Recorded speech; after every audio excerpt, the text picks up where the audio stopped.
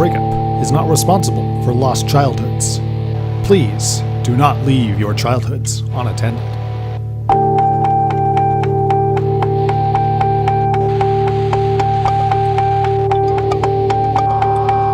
I told you not to touch it. I told you not to touch it. I told you not to touch it. You broke it. I told you not to touch it. I told you not to touch it. I told you not to touch it. You broke it. I told you not to touch it. Keep your hands about it. That does not mean anything. I kind of have an idea of what the theme might be for this week, but we'll see if you come up with anything better than mine. 14 karat K. It's a 14 karat podcast. Is the theme killer? It might be. We'll see. Christ. Welcome to the Breakup podcast about destroying the things you love by giving them away. Thank you. See, I remembered. Try to well, good for you. Good for you.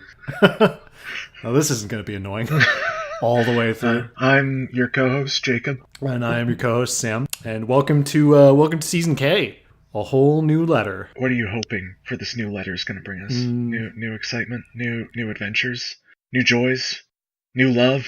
I'm hoping that we will find more joy in this podcast. So I think it's actually my turn to go first this week, because I think the episode before... No intro, like, how are you doing? Why are you just going straight into business? This used to be like a more relaxed sort of thing. We would talk about how our lives are going. Well, I mean, you don't listen to the podcast, so you would know that that's never been true. I feel like I'm forgetting you. I feel like I'm just forgetting you, man. Forgetting you. You ruined the moment we were having. That's all it took. This is my want. What the fuck did you... Wait, so it's your turn, yeah. So... What the fuck did you make me watch this week, Jacob? What the fuck did you, being me, make you watch this week? I believe I already asked that question. Made you watch One Punch Man. Yep. It's a man who does one punch. Yep. Throughout the entire show. That is the joke. It's joke. One Punch. One Punch Man is an anime, a very recent anime based on a webcomic that later became a manga. It is about a superhero named Saitama, who's like basically the strongest man in the world. Yeah. He punches villains, and he only needs to do it once, and he beats them, and that is the joke. And it's 12 fucking episodes long. And it's kind of... You didn't like it. Let me make you a confession. I'm going to throw myself on the mercy of the court here. Okay. Lay it on me. So I'm sitting there, I'm about through 20 minutes of an episode. It might have even been the first episode. Mm-hmm. And I'm sitting there, and enemy of the podcast, Jesse Cal, walks in, coming home from work. Oh, Jesus Christ. And he says, watching One Punch Man? And I say, yep. And then I say, I know this is cheating, but I don't know how I'm going to get through 12 episodes of this piece of shit. All right. And I did get through all 12 episodes of One Punch Man. Mm-hmm. Mm-hmm. One joke, homophobic One Punch Man.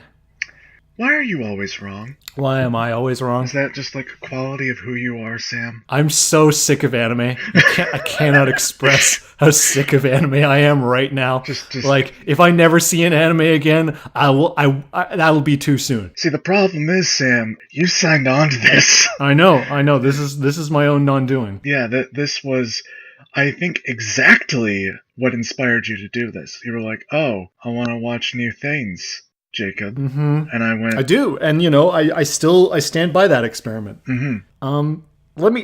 Let me just start by the things I liked. Okay, lay it on me. The things I liked were when the main character... So, okay, background. The main character is this guy, strongest man in the world.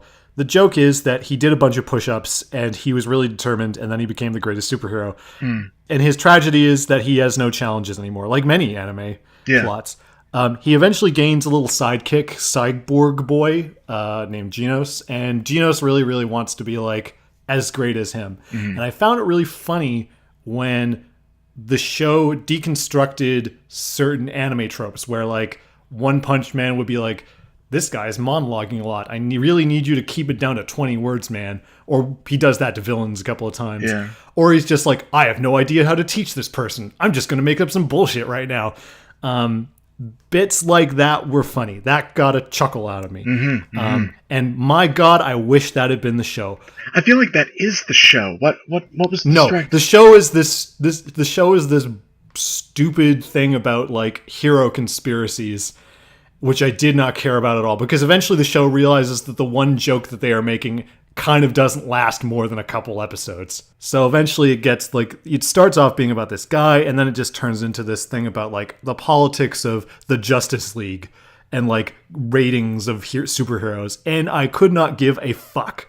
Who could care? I was so bored. I checked out so quickly. I feel like I might be misremembering the show. I feel that's only in the last couple of episodes or so. It's like the latter half of the season. And I got this is now, admittedly, this is a taste thing, but this show involves a lot of anime fights, a lot of fights where people are jumping up, doing exposition, declaring their moves, doing shit, and just like punching each other. Punch. And I don't like that. I do not like that ever. It goes on for on and on and on and on and on and on and on and on and on. It doesn't matter, and I don't care about it. And I admit that is me. That's no one else, or that's plenty of other people. But that is entirely my taste. So that is not a knock against the show so much as this is not suited to me. However, the fact that this show seems to think male homosexual sexuality is hilarious, especially when you meet a character named, I believe, Puri Puri Prisoner, who is basically a rapist. Basically. And not only that, is a gay rapist. And it's like, wow, I thought there was some queer baiting on this show before, but then this guy showed up. And it's just the most grotesque piece of shit character. The show is grotesque. You know what really turned me off? It's always in the first episode. There's the superhero the main superhero, before he's become One Punch Man, kills a crab monster by ripping his eye out and basically all the organs attached to it. And I tell you, that is some unleaded nightmare fuel. I will never be able to unsee that. That is going to haunt my fucking dreams. You will never eat crab again, is what you're telling me. This show made me realize I kind of like JoJo's Bizarre Adventure. Yes! Success! JoJo has a through line. It has characters who actually care about things. It's stupid, and I don't really like it. Your problem is that would be another anime, and that would be too soon. Yeah, Jesus. I loathed this show. I hated every second of it. You just despised it. Hated it. Despised it. Wow, that's... And I'm disappointed, too, because I've heard good things about it. Yeah. And they were... I mean, admittedly, I'm not the venue for this. I am not the person to watch this kind of thing. I'm not into punchy anime. But fuck, I hated it. I fucking hated it. And especially hated it because, like, the one funny joke about it, they barely do. Which is? That he can't get any satisfaction out of any of his fights, which is kind of funny. But that's actually only really... It's the kind of concept that only holds up for, like, a movie, maybe. Also, just, like, every female... Well, yeah, no, every female character is just, like, the terrible and exactly what you can imagine out of this kind of thing. I'm pretty sure one of those like monsters he fights was like blackface. I'm pretty sure. Oh, Kabuto. Yeah, that's the one. The beetle guy. No, I wouldn't argue that personally because like, yeah, it's not there is a history of very, very, very awful blackface in anime, manga. Yeah, there is. Yeah. And it's not that look in particular. Okay, like right. You would know better. This is a tangent, but an interesting tangent, I think. Okay. There is anything to get us off talking about this. This manga / anime Terra for Mars. Yeah, which is it's got a funny wordplay thing going on, and that is like very. Oh, I've heard of that. Yeah, where it's like it's a show / manga about how cockroaches have become this like sentient, and they're basically black people. They are basically like the worst stereotypical blackface, terrible representations of black people. I kind of want to cry here because it's like, man, you just man. I eviscerated that one. I was almost going to warn you this was going to get personal in this one. Well, you didn't personally attack me. To be fair, you get to punish me like full out. I broke the rules. I broke the rules 20 minutes into watching it. After that point, were you just like, no, I don't care anymore? I mean, yeah, I didn't care. I was so angry. I just had to talk about how much I hated it. Yeah. Jesus, this is going to go on a while then, because you really beat into it. I think the main reason why a lot of people who like One Punch Man, is because it breaks apart a lot of these like anime tropes. Well, that was the interesting thing. Sorry, I'm going to interrupt very briefly. That was the interesting thing, because there's these moments where people are making these long, stupid, tedious exposition monologues, which I hate. And then somebody says, like, no, shut up, just get to the point. And I thought, oh, that's really funny. Okay, are they going to keep doing that? But no, actually, the show just turns into a regular anime where people are making long exposition speeches, which I hate. And they don't make that joke anymore. It's nothing. There's not really any plot. They just I'm ranting. I know. Making me rant. You're really angry, and I respect so that, mad. and I appreciate it. Basically, that's not the only trope, though, in particular. No, there are others. And like going back to like the character you really rightly dislike, Thank you. Puri Prisoner, being just this lambast of Sailor Moon, just really ripping into. Okay, so is that it? Yeah, his transformation sequence is frame for frame exactly like Sailor Moon's. But that felt like that was like a throwaway joke for him. I was like, I would not have thought that's what he's parodying. And the whole point that like Sailor Moon was this absolute picture of innocence, despite the fact she's dressed up in like sailor fetish cosplay, and then him just being outright fucking naked, and Speed as Sound Sonic right behind him being like, I can't deal with this. I'm gone. I'm out of here. No more of this. I'm out. Boop. Speed of Sound Sonic being an assassin character who definitely matters to the plot and definitely shows up at important points and adds to the narrative. And is basically ripping into Naruto as being the self-righteous and self-important. Oh man, I'm the coolest motherfucker. And gets coolest ninja. Accidentally punched in the dick. Maybe in this very, very limited defense of this show, you kind of have to know the animes. You kind of have to know some of the tropes. That's not my main defense, though. That's just like expounding on this thing you liked. My main defense of the show is that it touches a lot on depression. Interesting. On a way that I think is really interesting. And this is the guy who made One Punch Man, his name kind of escapes me. It's fine. I think his pseudonym is One. Yeah, One. Went on after One Punch Man really blew up. A company was like, hey, do you want to just make an anime for us? Like something that's different from One Punch Man. And he went on to do Mob Psycho 100, which has similarly received a lot of critical respect and things like that. And more directly than One Punch Man, is basically about a character who's just deeply, brokenly, clinically depressed. It just makes me so frustrated because it doesn't convey that very well at all, and he just seems kind of shallow and petty, and it just gets annoying after a while when the solution to every problem is he punches it and then he gets annoyed about it. It's very tonal. Yeah, I guess there's not a way I can explain it to you that's like, oh yeah, I'm totally gonna save this anime in your eyes. No, of course, well, obviously not. I don't expect you to damage is done. Yeah. Damage is totally done. But hold on. Don't leave that in. Don't leave that in. I'm sorry. You have to start listening to it before I start taking editing notes. Okay, fuck you, asshole. I'll start listening to it. Don't you dare leave me burping in. I must be the picture of sanitary hell. I think for me, it's not that you should like anyone in this anime. Yeah. You can root for Saitama. No, yeah, you can root for him. But Saitama doesn't really deserve it. You can root for Genos, and Genos is like way more empathetic a person because some shit has clearly happened to him. But as you were sort of mentioning, this sort of weird conspiracy plot that comes out sort of the end, You really think that the show really cares about that? I don't think it does. No, it doesn't, and that's why I was wondering why I was watching it for 3 fucking hours. Like that's the thing. Okay, if it's gonna make a joke about like, anime conspiracy tropes, like sure, but at least make it funny. Don't play it fucking straight.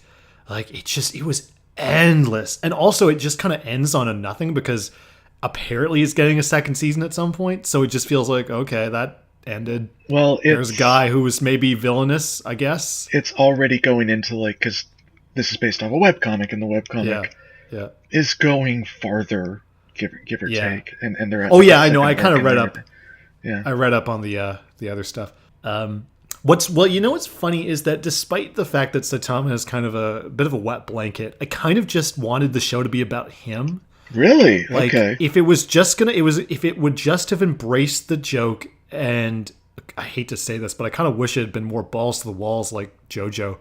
Like, if it had just been about him, it would have been way more interesting to me.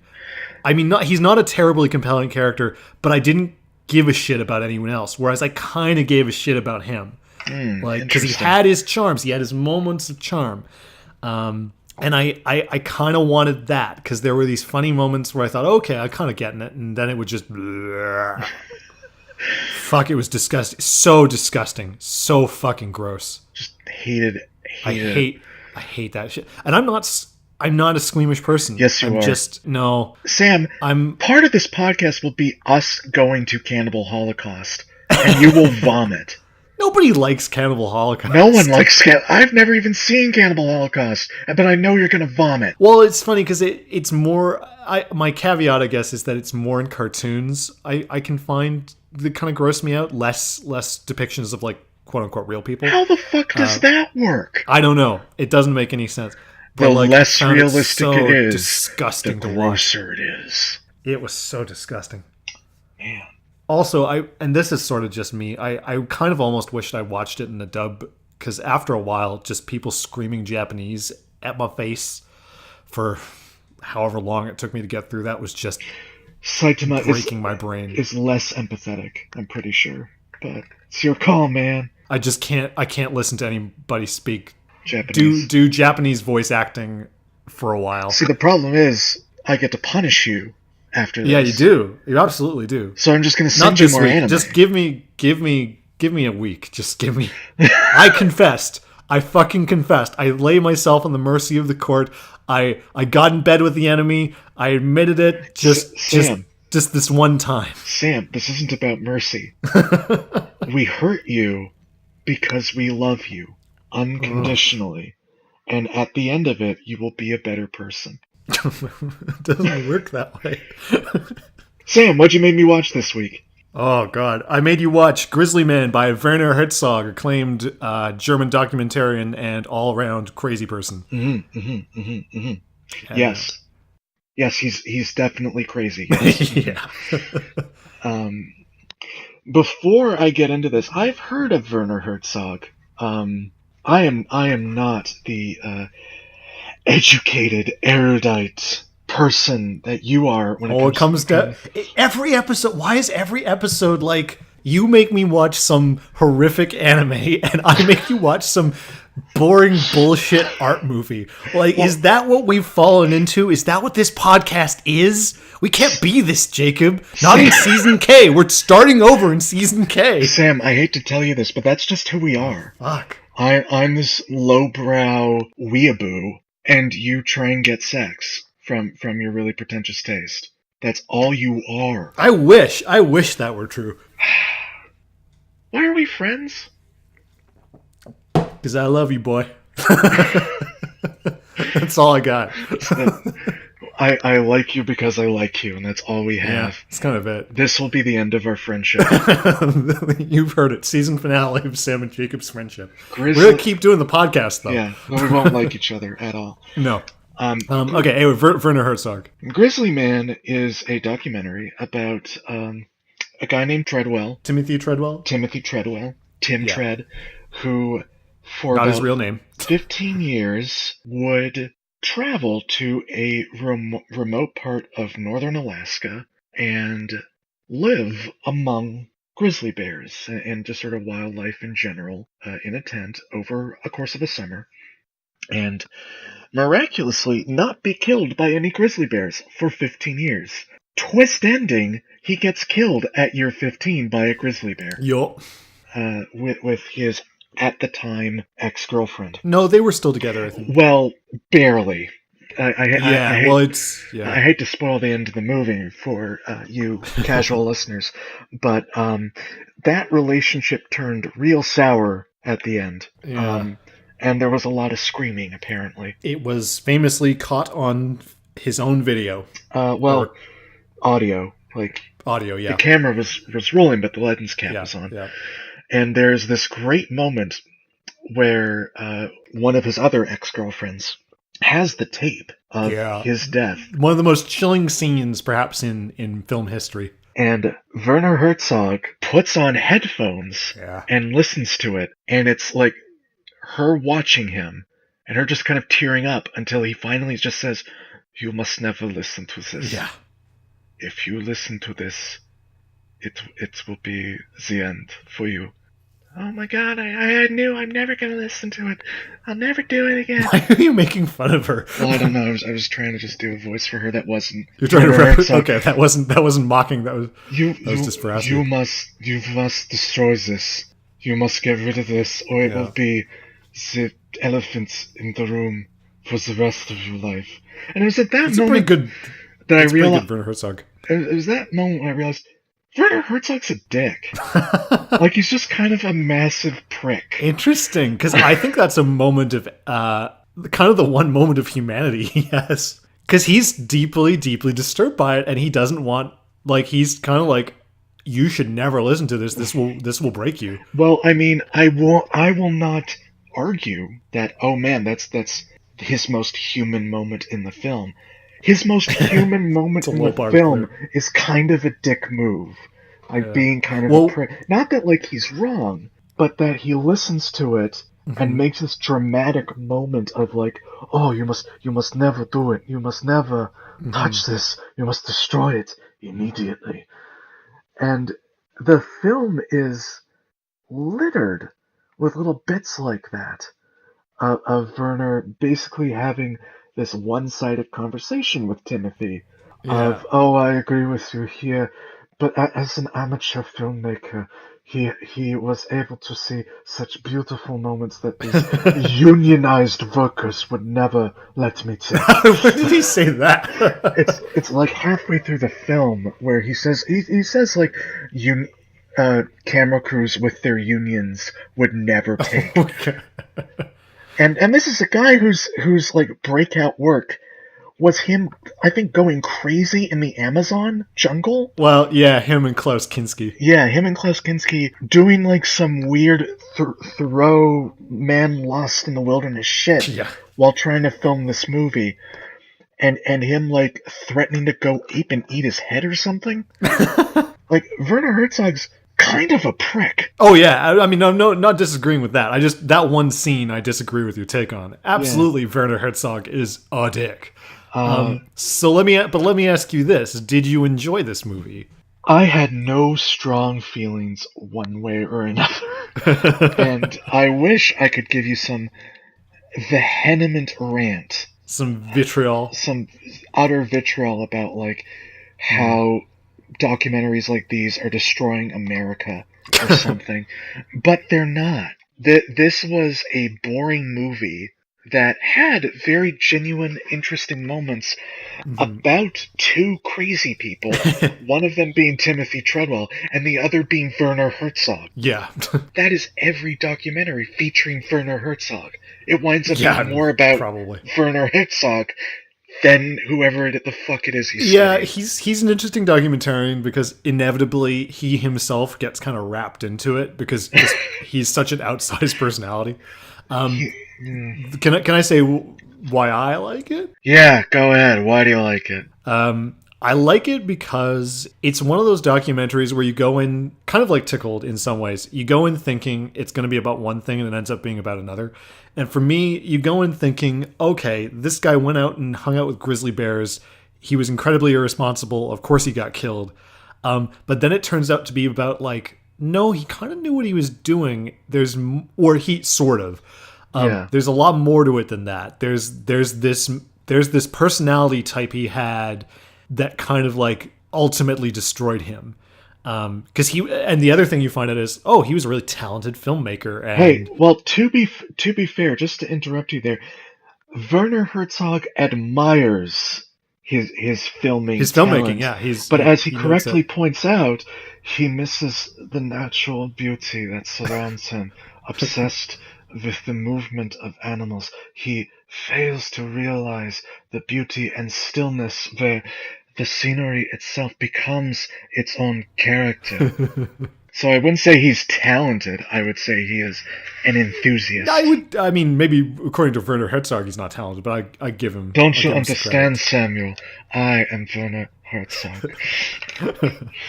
Anyway, my point being, so Timothy Treadwell would go up to Alaska, and the local park rangers did not like this, rightly so. They felt that he was disruptive and he was empathizing with the bears in a way that wasn't really real. And so he had this whole complex about the park rangers. Like, there's a famous bit where it's a lot of the documentary is stock footage that this guy shot of himself trying to create like a TV show. And there's this scene where he just goes off on this immense rant about these rangers, and he goes on, and he's just losing his shit. And Herzog actually starts to talk over him and sort of says, I can't really give him this platform here. But anyway, what I find interesting is just like this guy's personality and what led to, questions of what led to his death. Like, he was obviously depressed in some way, and he wasn't getting something out of like life. He wasn't getting something out of life, that he required. And there's this famous scene where like it's footage of this bear swimming in a pool, and Herzog is kind of like, Treadwell sees the empathy of these creatures. All I see is the bored hunger of a sociopath, or something like that. And it's like, whoa, Werner, way to be a downer. There's two scenes that are like that. The one where that line is from, where it's like, the interesting thing about the trip he died is usually Timothy goes on these trips alone. Yeah. Usually it's just him. And what might have been his downfall is this time he brought his then girlfriend with him. And she's rarely was on camera, so we know very little about her. She's this mystery. Yeah, she's on for all of 3 times. Yeah. And the first 2 times you can't see her face. The third time you can, but that's the scene where there's this giant fucking big-ass grizzly bear, I would say a meter away from them, just dicking around, doing stuff. Herzog seems to think it might have been the bear that killed them. But I don't know if that's supported by any actual evidence. Well, the second scene is a bear, like, really diving down, and Herzog's like, what might seem like a playful gesture is in fact a method of survival. and that the bear's like about to starve, and Timothy's fucking around with this goddamn bear. I thought you would have latched on to Werner's nihilism. I thought you would have found it refreshing. I don't understand why you and my friends think I'm such a pessimistic douchebag. Because it's not just you. Famous Empty Sky, of all people, was like, oh, let's watch this Christmas movie about a guy who intrudes on this person's home and is a massive prick. Why would you think I'd like this, Empty Sky? Oh, I thought you'd like this guy. No! What movie is this? I don't remember the name of the movie. It's okay. It's a black and white film. It's quite an old Christmas movie. Forget it. That doesn't matter. Anyway. Yeah. But just like, there seems to be this thing in our friend group that is just like, oh yeah, no, Jacob's like this dark, brooding misanthrope. No, you're not. I don't think anyone thinks that is therefore, he must like dark, brooding prick misanthropes like Werner Herzog. See, okay, that's my takeaway from this movie, is that I like what he does as a filmmaker. Oh, okay. All right. I do not like Werner Herzog as a human being. You definitely shouldn't like Werner Herzog as a human being. I think I feel like it's the American Psycho trap, where people who actually like Werner Herzog are the ones who are... they're missing the point of Werner Herzog. Well, not only are they missing the point of Werner Herzog, they're the ones that are like, oh, you would become Werner Herzog. We need to put you on a list. Must not touch a video camera ever. I think Werner's on a few lists. What was I gonna say? Fuck. The problem with lists is that by my designation alone, it does not express my full consciousness. What people perceive as the nihilistic humor of the Jacob Waskow is in fact a detailed commentary on modern life. What people misunderstand, like Sam Young, a massive prickbag, is that he fails to recognize and see the legitimacy of other people's narratives and view them complexly. Like the absurdists of the 1950s, Waskow actually celebrates life through his down-off sense of humor. Now I'm turning into Arnold Schwarzenegger. Like, they cast me in no exit. I did Godot for 3 months on Broadway. I'll be back. What if Werner Herzog was governor of California? Oh, man. Oh, I'd love that. What if Werner Herzog was president? Couldn't be any worse than it is right now. They're going to build a wall, but it will be a wall of expressionist thought. It will be a wall around me. So in your headcanon, Werner Herzog actually is like very self-destructive. He's aware how he knows he knows the monster he is. After that one steamy night in the Amazon. One night in Bangkok makes him... I'm proud of my humble. I want to see Chess directed by Werner Herzog. Yes. Werner Herzog. Yes. Yes. You cannot see the world around you when your head gazes upon the pieces on your board.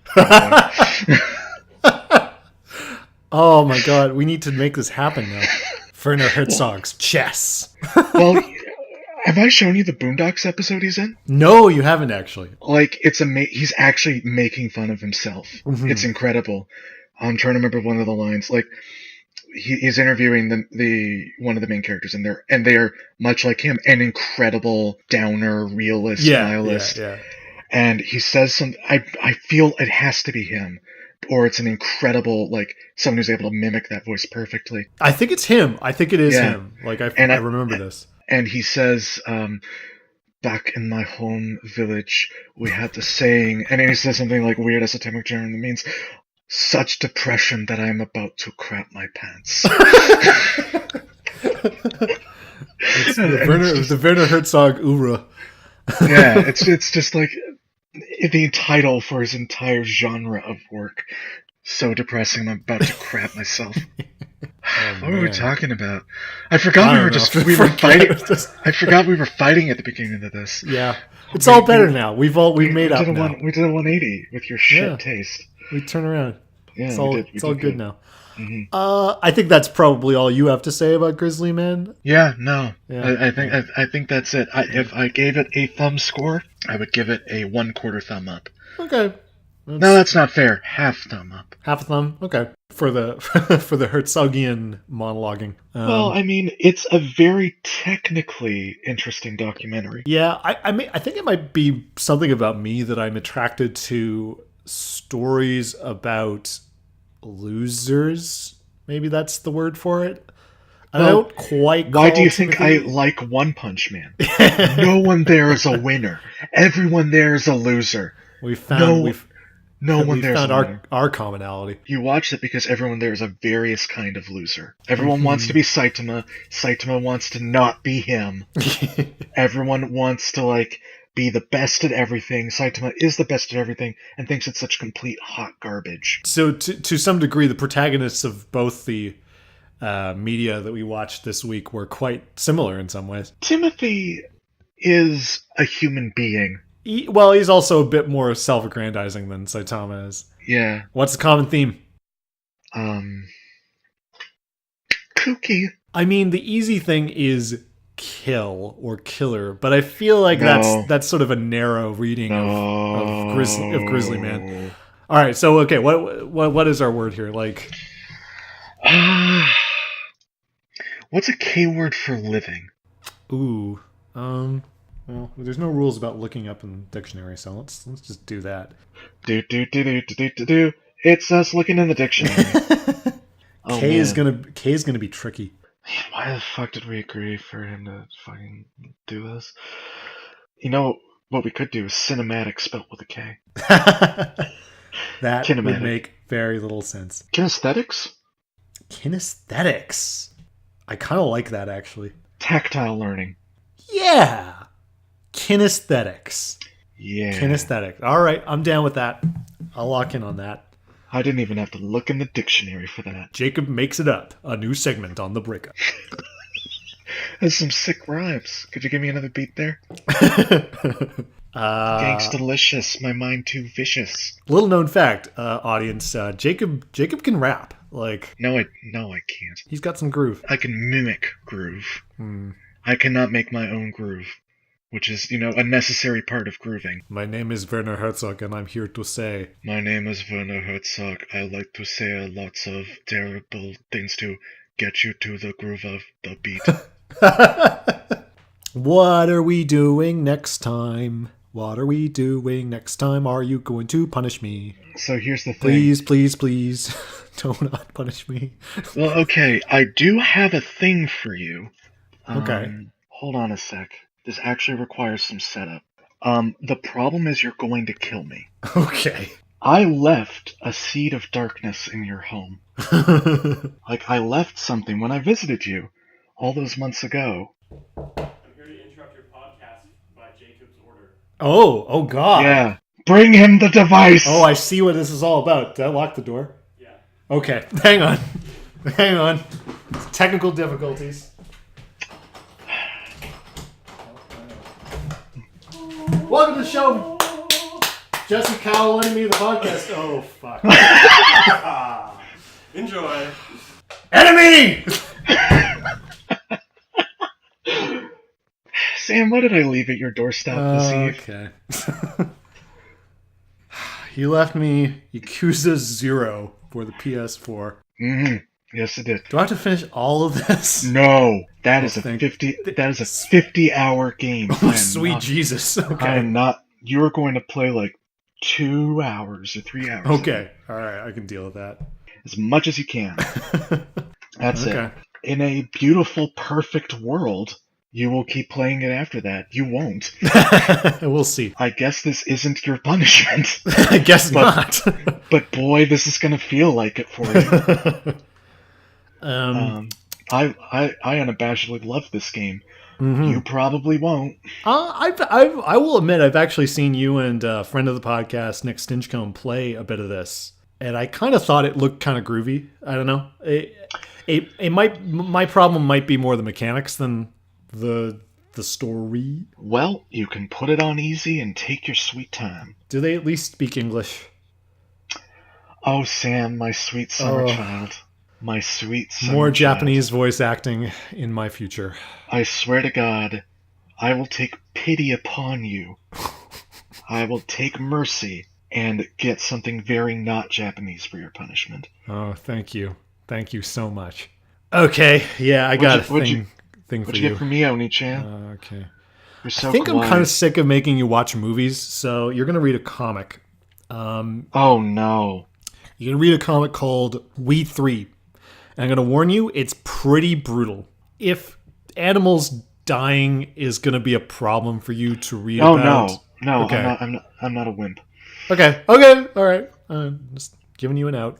Now I've pissed off every single one of our friends who gets really mad about animals being killed. No, I'm not a baby. I haven't got a heart. They're just fucking animals. Oh, whatever. What Dairy people Queen. perceive as the Waskow being a nihilistic prick is actually a highly evolved sense of humor. No, it's not. You admit it! That implies I have any modicum of intelligence. Sorry, we're running up at the hour long mark, so Sam, any final thoughts for this, the beginning of our second season? K words are going to be really hard to think of. That's not a good final thought. What do you want from me? You want me to talk about the horse heads again? Talk about horse heads, leave horse heads in your bed? Now that's funny.